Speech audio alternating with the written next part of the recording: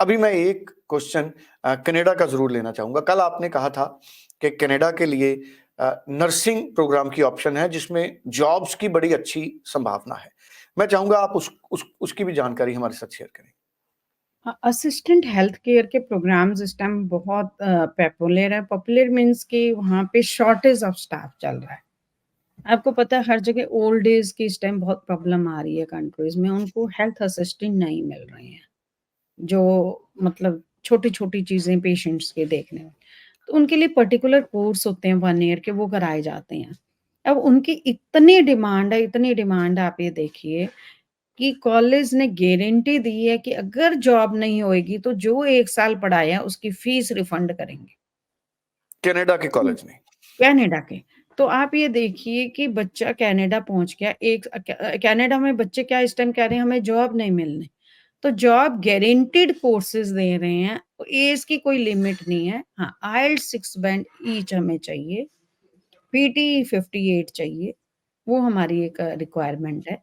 Otherwise उसमें job guarantee के साथ हम दे रहे हैं वीज़ा। बिल्कुल ठीक है। कितने स्टूडेंट्स उसमें एडमिशन ले सकते हैं? आपके पास कितनी सीट्स उसकी हैं और कौन से इनटेक हैं उसके लिए? इनटेक अभी मई इनटेक मिलेगा बच्चों को, और seats is not a problem. Seats is not a criteria, वो हमारे पास बहुत सीट्स हैं, दे कैन अप्लाई। और जब मान लीजिए सीट खत्म हो जाती है, we used to tell them, लेकिन अभी फ़िलहाल हमें सीट्स की उसमें कोई दिक्कत नहीं है किसी कोई भी दिक्कत साल। नहीं। पूरे कोर्स का नाम क्या है मैम? असिस्टेंट हेल्थ केयर होता है ये कोर्स का जी, नाम, है ना? Health care assistant. तो जी, ये कोर्सेज़ होते ही एज्ड केयर के लिए हैं। जी। अच्छा और इसमें एलिजिबिलिटी क्या है? क्या क्वालिफ़िकेशन चाहिए इंडियन स्टूडेंट्स की? 6 बैंड आइल्स के चाहिए, क्वालिफ़िकेशन डज़न्ट मैटर, चाहे वो आर्ट्स का है, कॉमर्स का है, लेकिन हमारी ये कोशिश होती है, कहीं बच्चे को लिंक थोड़ा-सा कराते हैं हम लोग, और ग्रेजुएशन किया या 12th किया डज़न्ट मैटर, क्योंकि उसकी एक प्रोफाइलिंग होती है, तो प्रोफाइलिंग करके फिर उसकी फाइलिंग। बिल्कुल ठीक है। सो ये कनाडा की एक बहुत अच्छी ऑप्शन वीना मैम ने हमको बताई है। मुझे लगता है स्टूडेंट्स को इस तरह के कोर्सेज़ चूज़ करने चाहिए। वैसे भी कनाडा में आज के टाइम में वीज़ा तो बहुत ज़्यादा है, लेकिन जॉब्स की कई स्टूडेंट्स को प्रॉब्लम आ रही है, वीना मैम। अभी अगर हम ओवरऑल बात करें मई और सितंबर इनटेक में, अगर अच्छे कोर्सेज़ की बात करें तो क्या अभी मई के लिए अच्छे कोर्सेज़ हैं या सारे अच्छे कोर्सेज़ अब सितंबर में ही मिलेंगे स्टूडेंट्स को? कौन सी कंट्री की बात कर रहे हैं आप? Canada, Canada. मई में मिल जाएँगे इनको कोर्सेज़ अभी अच्छे, लेकिन सितंबर में तो बहुत अच्छे कोर्सेज़ मिल सकते हैं। वी डू हैव, अब जैसे वो वैली कॉलेज का हमेशा मैं बताती हूँ, साइबर सिक्योरिटी बहुत ही अच्छा कोर्स है, और वो हमेशा ही 1 साल पहले खत्म हो जाता है। फिर लेकिन गेम डेवलपमेंट का कोर्स है, वो भी हो सकता है हमें मई में भी मिल जाए, और उसकी भी डिमांड उतनी ही ज़्यादा है, जितनी कि साइबर सिक्योरिटी की है। तो ऐसे कोर्सेज़ बहुत अच्छे हैं। फिर अल्बर्टा आजकल बहुत पॉपुलर है डेस्टिनेशन बच्चों के बीच में। देन अल्बर्टा में मैक्सिमम कोर्सेज़ अवेलेबल हैं, चाहे नर्सिंग से रिलेटेड हो, हेल्थ से रिलेटेड हो, आपके बिज़नेस से रिलेटेड हो, आईटी से रिलेटेड हो, एंड उसके बाद नोवा स्कोशिया प्रोविंस, क्योंकि मैं हमेशा प्रोविंसेस में स्टूडेंट्स को प्रेफ़र करती हूँ। प्रोविंसेस में बच्चों को सेटलमेंट में ईज़ी रहता है। अब जैसे सस्केचुअन को देखें कि अभी थोड़े से रूल चेंज हुए हैं, latest I am not able to remember hours का कुछ किया है। पहले 960 घंटे वर्क एक्सपीरियंस ज़रूरी होता था, 960 आवर्स। तो बच्चा जो 1 ईयर का कोर्स करता है, उसी का कोर्स करते-करते और 4 मंथ्स की जो बीच में इनकी जैसे हॉलिडेज़ आती हैं हर सेमेस्टर में, तो वो सारा कंप्लीट करके इनका जो है वो 960 घंटे जितना हो जाता था। अभी उसको रिड्यूस किया है इन्होंने थोड़ा-सा, और वो कोर्स करते ही बच्चा अपनी पीआर डाल सकता है।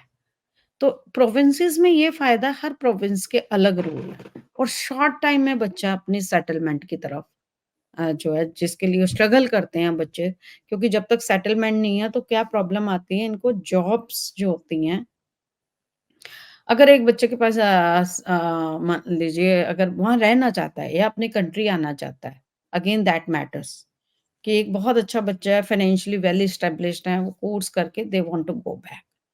लेकिन एक बच्चा है उसको कंट्रीज़ का अच्छा लगा, मैंने कनाडा रहना, ऑस्ट्रेलिया रहना, कहीं पे भी मान लीजिए।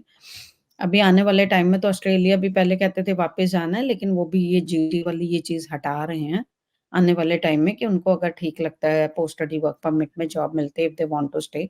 न्यूज़ीलैंड तो ये अलाउ ही करता है कि आप एसओपी में लिख के दे सकते हो। If they want to stay there, if they are getting the PR they can stay there. तो ये अब कोई ज़रूरी नहीं है कि बच्चे को वापस आना है। हाँ, रीज़नल में हम ज़रूर उनको गाइड करते हैं कि रीज़नल से अगर बच्चा रहना चाहता है तो उसकी सेटलमेंट बहुत ईज़ी हो जाती है। कोर्सेज़ अच्छे कोर्स ले, हर एरिया के अपने अब कुछ एरियाज़ में पेट्रोलियम कोर्सेज़ बड़े फ़ेमस होंगे क्योंकि वहाँ पे पेट्रोलियम से रिलेटेड काम होएगा। किसी में टूरिज़्म से रिलेटेड काम होएगा। तो वहाँ पे आपको टूरिज़्म के कोर्सेज़ मिलेंगे।